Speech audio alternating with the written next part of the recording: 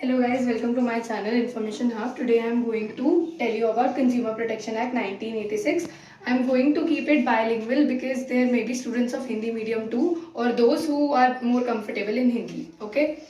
तो सबसे पहले coming to what is consumer protection act. सबसे पहले हम आंसर स्टार्ट करेंगे तो लिखेंगे कंज्यूमर प्रोटेक्शन एक्ट क्यों बना था। वो तो बुकिश लैंग्वेज भी है, बुक में से भी आप आंसर लर्न कर लोगे कि वो इसलिए बना है ताकि स्पीडी रिड्रेसल प्रोसेस हो पाए। जो भी कंज्यूमर्स हैं जिनके साथ भी बीट्रेल हुआ है, जिनको फील हुआ है कि हमारे साथ धोखा हुआ है, हमें गलत प्रोडक्ट दिया गया है, हमें ठीक से इन्फॉर्मेशन नहीं बताई गई थी, जिनको किसी भी तरीके से चीटेड फील हुआ है, जब एक कंज्यूमर को डिससेटिस्फैक्शन होती है और जब वो उसके रिगार्डिंग एक्शन लेना चाहता है, उसके लिए कंज्यूमर प्रोटेक्शन एक्ट बना है ताकि जो कंज्यूमर है उसकी प्रोटेक्शन हो सके।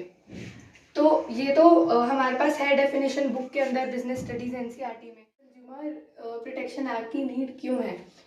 कंज्यूमर प्रोटेक्शन एक्ट हमें इसीलिए चाहिए क्योंकि जब भी किसी कंज्यूमर को फील हो कि उसके साथ कुछ गलत हुआ है तो बेसिकली उसको प्रोटेक्ट करने के लिए कुछ गलत हुआ है तभी तो हम कोई प्रोटेक्शन एक्ट लाएंगे। तो इसीलिए हमें कंज्यूमर प्रोटेक्शन एक्ट की रिक्वायरमेंट है।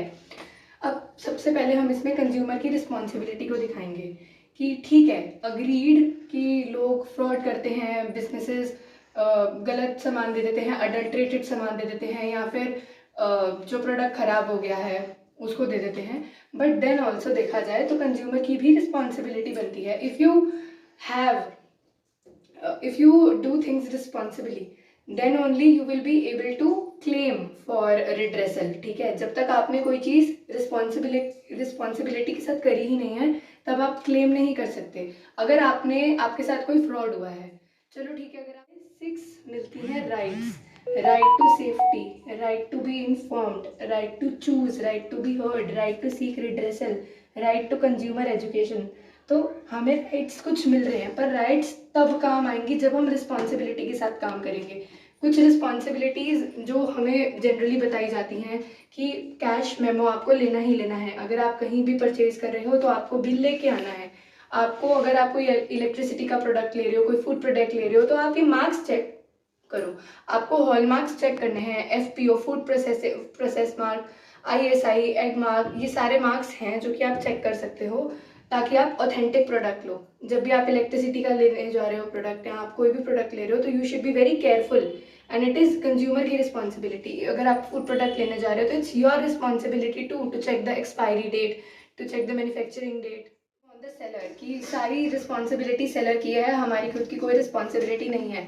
अब coming to these consumer right, सबसे पहले आता है राइट टू सेफ्टी कि अगर हमारे को कोई हैजार्डियस प्रोडक्ट दे दिया गया है तो हम राइट टू सेफ्टी के तहत कर पाएंगे कुछ, हम कंप्लेन कर सकते हैं, बट सिर्फ तब जब हमारे पास कैश मेमो हो। अगर मेमो ही नहीं होगा तो आप कुछ भी नहीं कर सकते।